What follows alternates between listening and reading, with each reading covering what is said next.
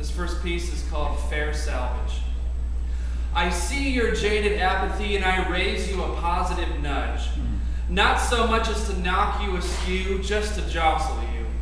I have seen the way you play the game of life, all tricks and no game plan to speak of.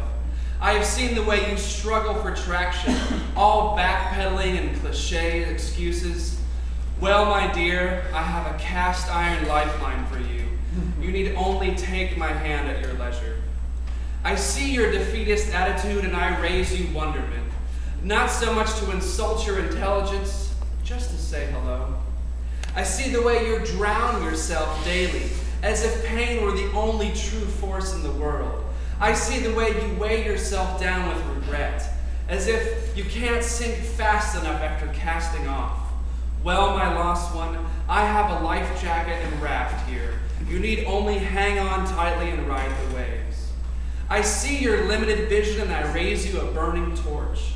Not so much as to blind you, just enough to light your way. I have seen the way you coddle alcohol like penicillin, as if it's a liquid cure-all for emotional ailments.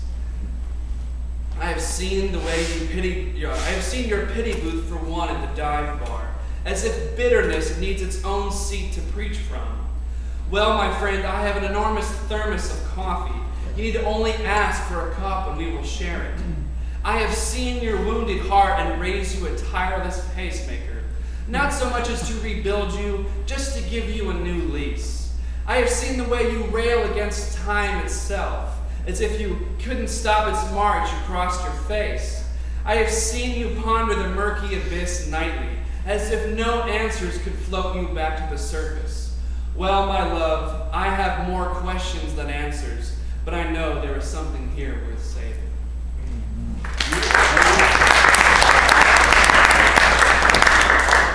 This is called Boogeyman, Scapegoat, Surplus. Kill my boogeyman so I may sleep tonight. Kill him with all manner of brute force. Take him from the dark recesses. Take him down from his perch. I can't stand to live in a world where evil can have access to my loved ones. I need more scapegoats for my vengeance. I need more scapegoats who are different. Take from them all their humanity. Take from them all their resources. I can't stand to live in a world where evil doesn't have a face to point my weapons at. There is a surplus of untapped third world oil.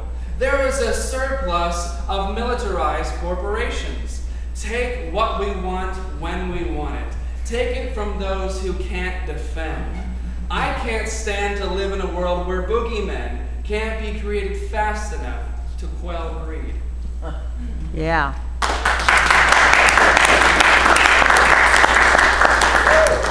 This is called Making the Net as I Fall. Every night I experience the same dream. I can only describe the sensation as falling. Falling fast from a great height. Falling so fast the wind howls in my ears. When I look over my shoulder, I see black. I cannot wrap my mind around this nothing. Nothing above or below me at all. Nothing to gauge danger or sense time. Am I falling to my death into an abyss? Or am I flying toward future answers? Am I listening lazily too far to the right? Or am I in the upright, seated position? You know, I get this way when dealing with loss, whether it be family member, pet, or the loss of flimsy strands of innocence. I get this way when I can't work it out, when I can't express, when I can't comprehend, when the synapses don't fire enough to ignite a spark to light my way home. When the oldest person in my family loses at the uber ping-pong game of life, I feel like I must take on their mantle. Somehow I must develop into a net maker to catch the next generation. A question swirls about my windblown, sleep-deprived head of happenstance. Who will catch me, the new net maker, if I should ever falter at my work in the night? Thank you.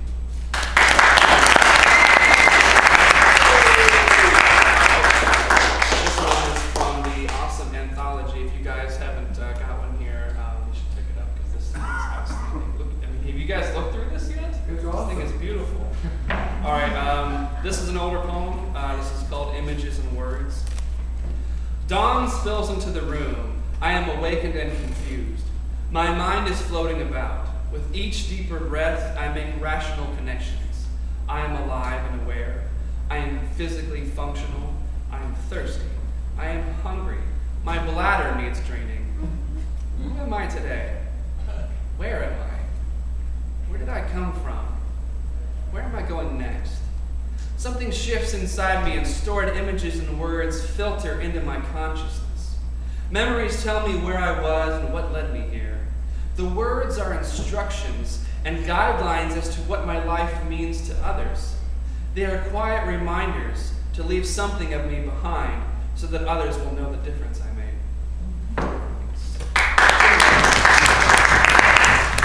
I just wrote this one the other day, no bullshit. This is called Red Dust and the Wine. Earth calling Mars, Earth calling Mars, will you accept the charges? Do I have any choice? Will you accept the charges? Patch it through. This is Earth, when are you coming back? I have no return plans at this time. We are proud of you, but we miss you. You weren't sad to see me leave orbit. Yes, but now you're a somebody here. Well, I'm a nobody here, and it's effing rad. What are you doing up there all alone? I'm not alone. I wake up with the planets in my horizon. I sweep stardust from my porch at night. I have my own wine label called Red Sonja. As if a chick with a sword could even breathe or cut it up here. I write poems about my hills and valleys, as if anyone could possibly relate to them. I decorate my habitat with ancient fossils, as if anyone would really be impressed with them. I sing love songs to millennia dead women, as if anyone could comprehend their beauty. I am not alone. I have memories of what I did on Earth, and what Earth did to make me this way. Living with the weight of snowballing burdens, dying from killing secrets on whispering winds. But I do miss loving and being loved in return. It reminds me of tranquil oceans, endless fields, and on a less Hallmark card bullshit level, half-assed treehouse scrapes and bruises, late-night drive-in movie drink fest, naked summer beach bonfire shindigs, sex marathons, pain, laughter, and loss. It reminds me that I cannot endure life. I cannot relive someone else's life over. These are not my memories I reference. These are implants that were rejected, injected while I slept on my journey, a journey that became a guilt trip. I am never alone. I know you don't understand, dying Earth, but if you have seen what I've seen, then you would stop asking rhetoricals. In fact, you would join me in isolation. Transmission terminated. Peace and quiet without interference. I have all the time in the world now. But I am running out of disposable memory, and I must pass on all that I have learned. Am I so soon an afterthought? Mars calling Earth. Mars calling Mars.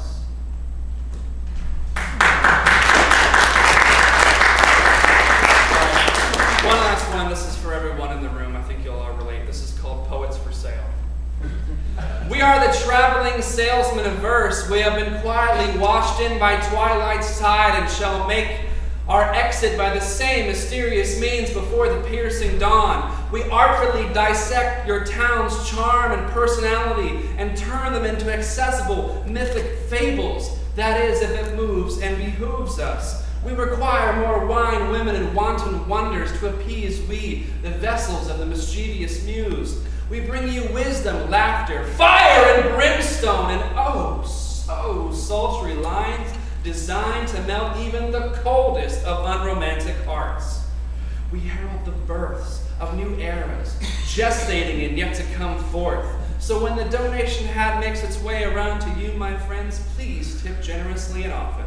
For a happy poet needs only food, clothing, shelter, and bus fare to the next venue of soul-bearing bards. We have wanderlust in our very bones. The call of the open road beckons us. Rest now, my darlings. We will describe it all to you upon our return from your wildest dreams. Thank you. Nice.